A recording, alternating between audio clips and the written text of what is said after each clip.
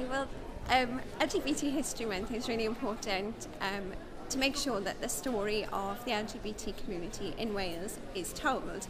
At National Museum Wales, our collections belong to the people of Wales, so it's important that we make the collections accessible, relevant and interesting and representative of all of the people of Wales.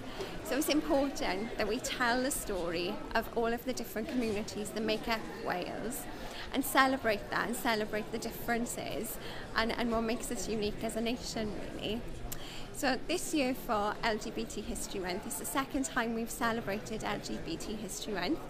We've got a varied programme, including artist-led workshops with literature, where people are invited to bring their favourite piece of LGBT literature to National Museum Cardiff and read out loud in the galleries all at the same time. So it's a really different, exciting project for us.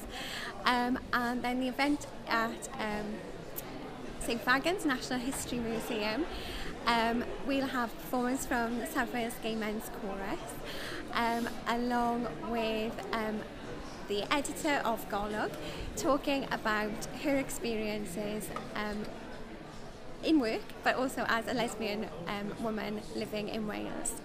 Brilliant. Thank you very much for your time, Claire. No problem. Thank you.